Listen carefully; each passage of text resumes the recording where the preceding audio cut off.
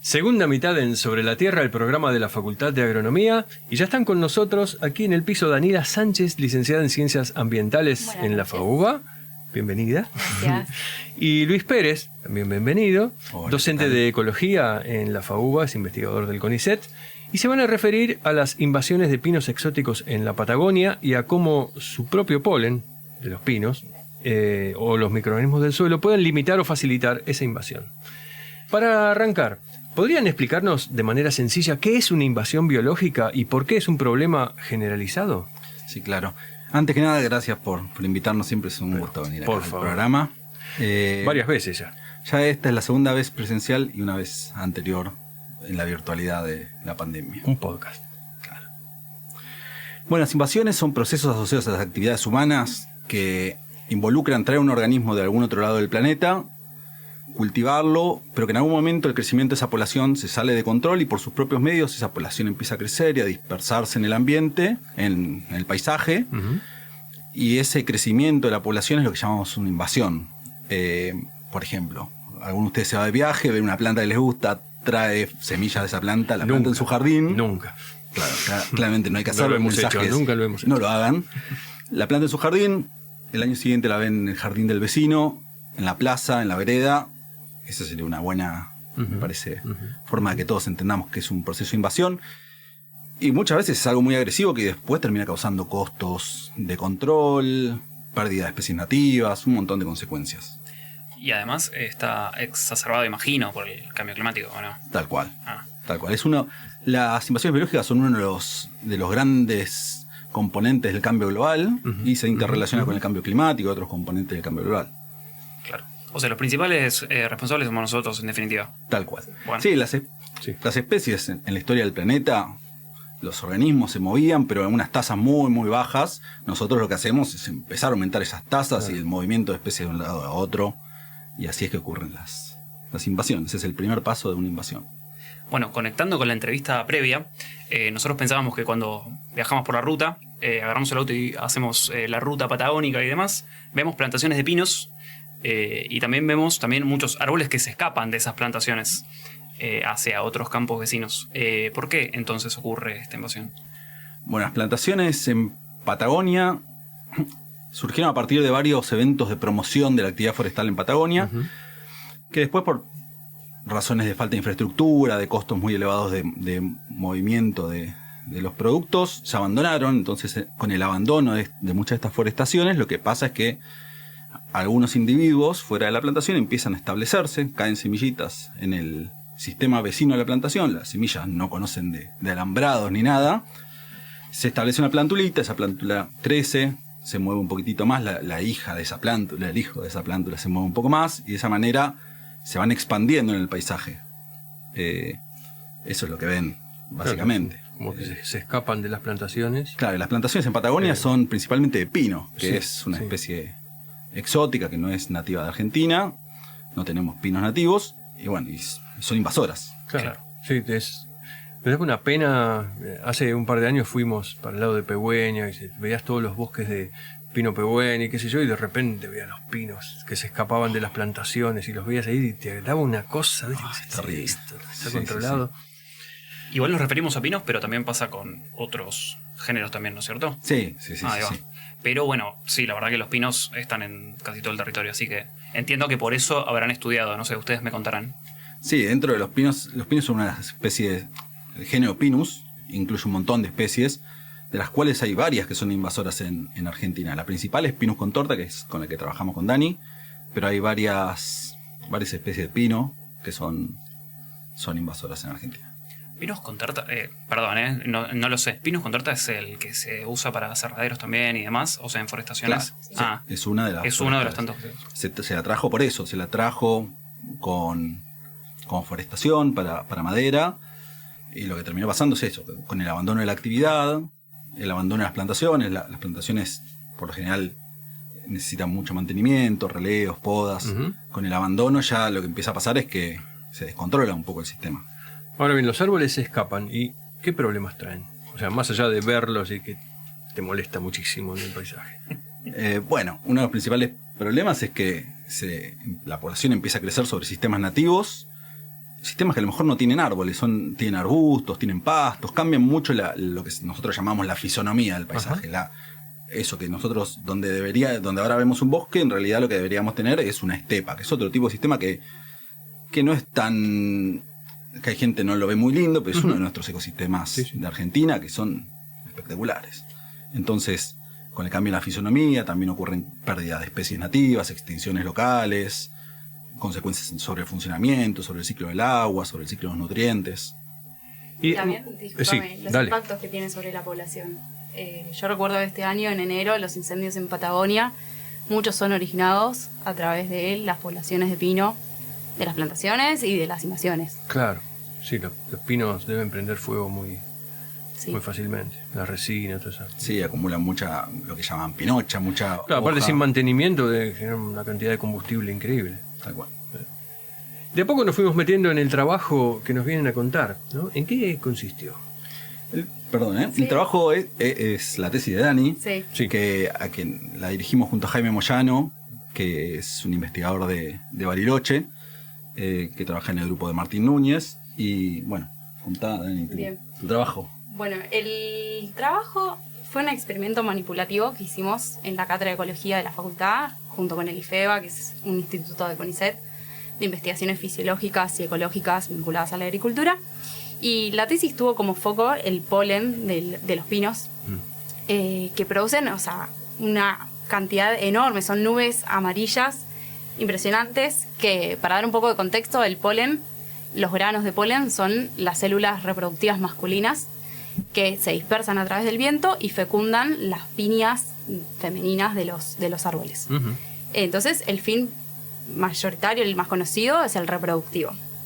Ahora, lo que tiene en un contexto de plantaciones son árboles homogéneos, de edad y de características que se sincronizan en la liberación de polen y entonces producen una lluvia, una nube masiva que se va dispersando por el viento. Son verdaderas nubes, ¿no? Son verdaderas nubes. Si uno busca imágenes de las lluvias de polen, efectivamente, parece una película medio apocalíptica. Yo pensé que era una exageración, pero vi fotos antes de venir y dije, no, pará, esto es un montonazo, ahora entiendo. Sí, Está bien llamado. Es realmente un montón. Que se deposita tanto en las plantaciones y como se dispersa por el viento, viaja a través. Claro. Luis trabajó en una tesis anterior también sobre las deposiciones de polen. Claro, tiene un montón de efectos sobre el ciclado de nutrientes, sobre la descomposición, sobre procesos del suelo. Y los vecinos de esas zonas los padecen. El auto, además es muy pegajoso. El auto, las alergias que Las debe haber. alergias. las alergias, todo aparece tapado por esta nube de polvo. Y al fin al cabo se deposita. Se deposita sobre el suelo, sí. Y de todo el material vegetal que se desprende de los pinos, la pinocha, uno seguramente está bastante más familiarizado con eso, el polen nada más representa el 5% de esos árboles. Ajá. Y aún así, el aporte de nutrientes representa el 30% a través del polen. Si lo miramos en números, por ejemplo, de toda esa masa que se desprende, que puede llegar a ser 1 tonelada de polen por hectárea, es 1.5 kilogramos de nitrógeno por hectárea. Claro. Es un montón. Casi medio kilo de fósforo por hectárea también y otros micronutrientes. Sistemas donde esos nutrientes además escasean. Claro. Sí. Una guasada. Bueno, y aparte de polen, también en la tesis me pareció leer ectomicorrizas y me hablaron de microorganismos también, ¿no es cierto? Sí. Entonces, así como medio quizás para linkear un poco, Sí. Lo que hicimos fue el experimento, la gran pregunta es ¿cuál es el efecto que tiene el polen sobre la invasión? Y entonces para eso, en primer lugar, lo que hicimos fue ver el efecto, nosotros pensando en el establecimiento de esas nuevas plántulas que van colonizando el nuevo sitio. Entonces, como una medida del establecimiento, pensamos en el crecimiento. El crecimiento es un buen estimador de después cómo le va a ir a la planta. Entonces, el primer experimento estaba enfocado más que nada en el polen, de cuál es el efecto del polen sobre el crecimiento de esas plántulas. Y después, para profundizar un poco más el trabajo, y ahí sí yendo a las ectomicorrizas, lo que tienen los pinos es que se asocian con ectomicorrizas, que son un tipo de hongos, que se asocian con árboles mayoritariamente, que lo que hacen es un intercambio, el hongo le da nutrientes, mejora la absorción de agua a la planta, y a cambio recibe carbono de la planta. Ese hongo está en el suelo. Ese hongo está en el suelo, y además lo que se hace también es que las plantaciones se planta a los pinos junto con los hongos. Para favorecer el éxito de la plantación.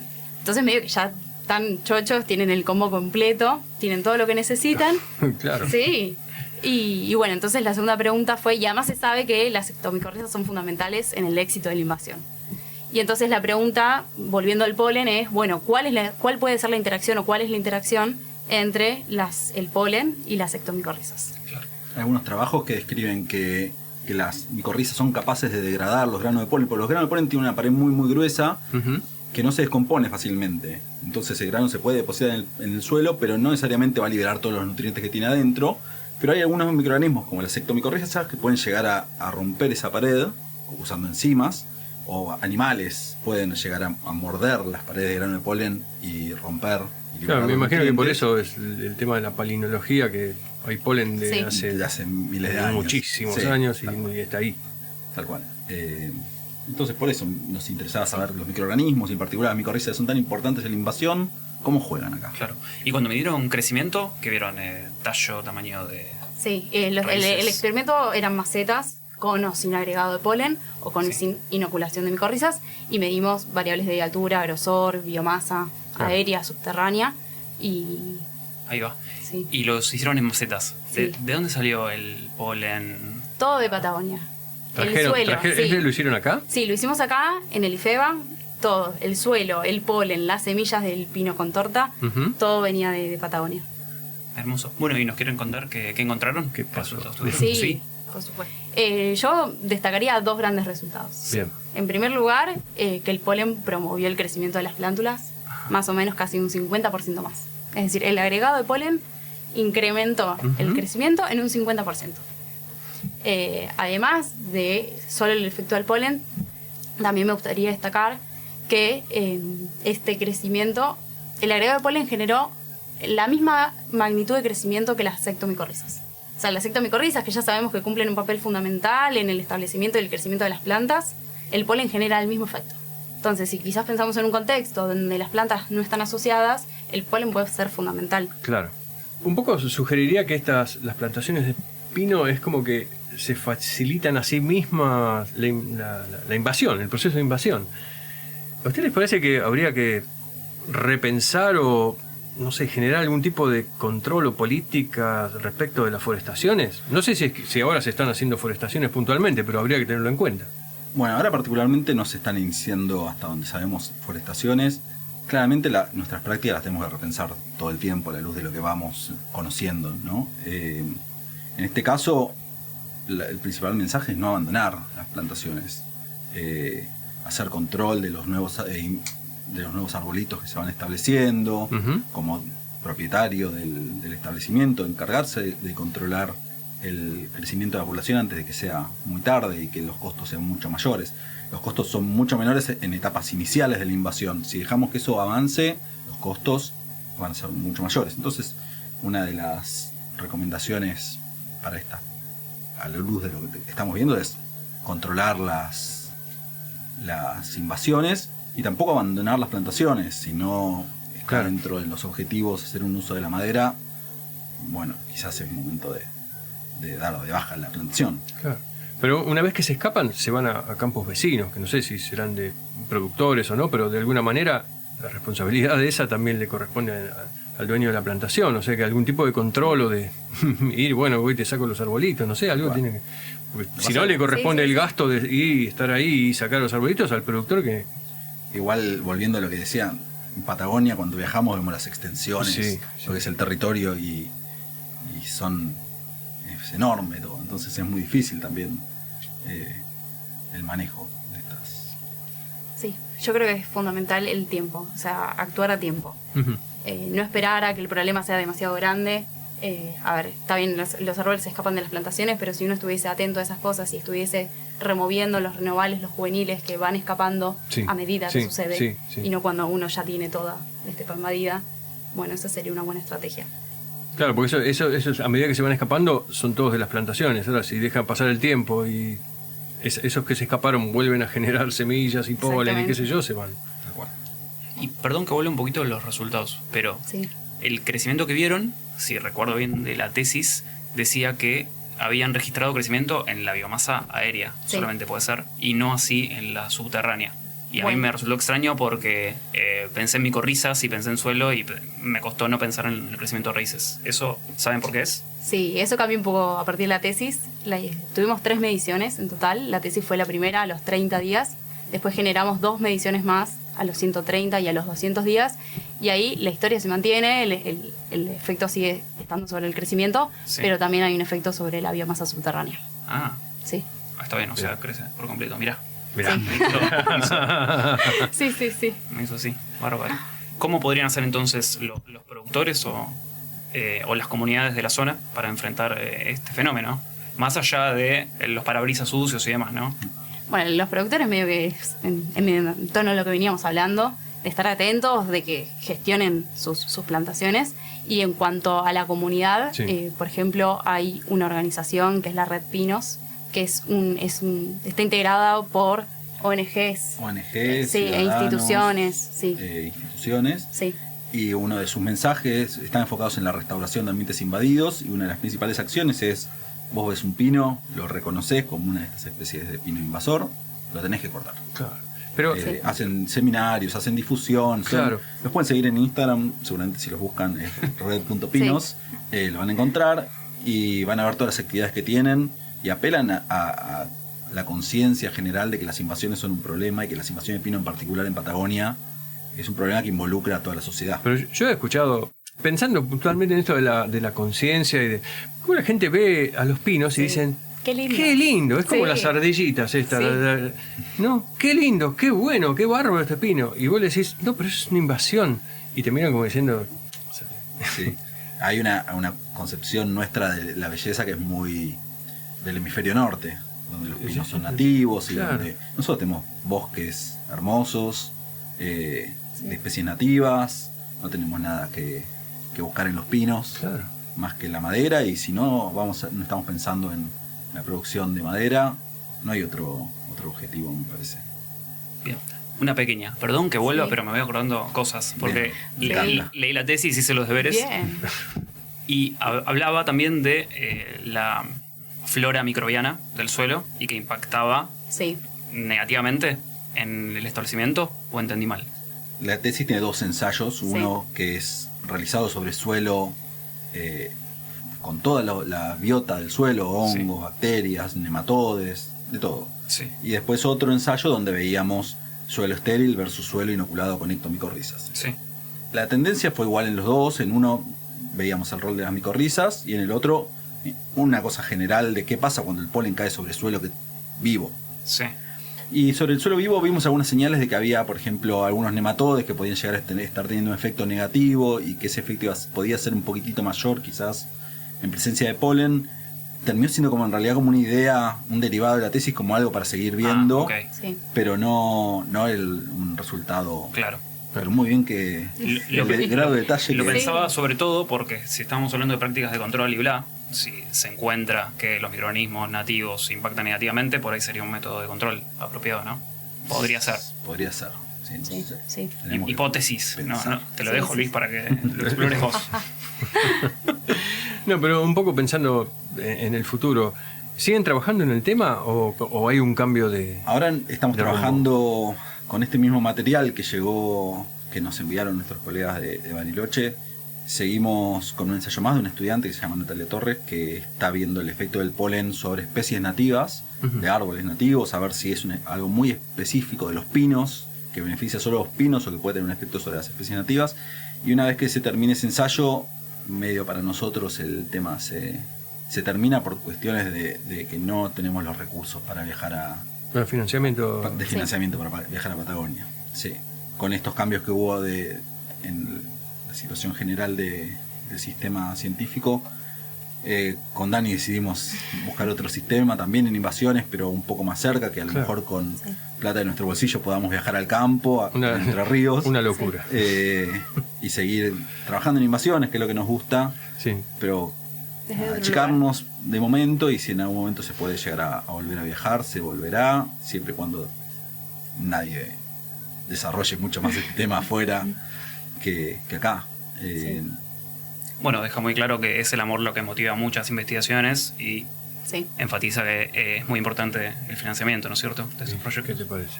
Bueno, un poco lo que decíamos en la introducción del programa. Bueno, Daniela y Luis, muchas gracias por venir Muchas y contarnos el gracias por trabajo. invitarnos. Muy, Muchas muy lindo, gracias a muy ustedes. interesante. Y aparte vi las fotos de la tesis, son hermosas. Así que Muchas gracias.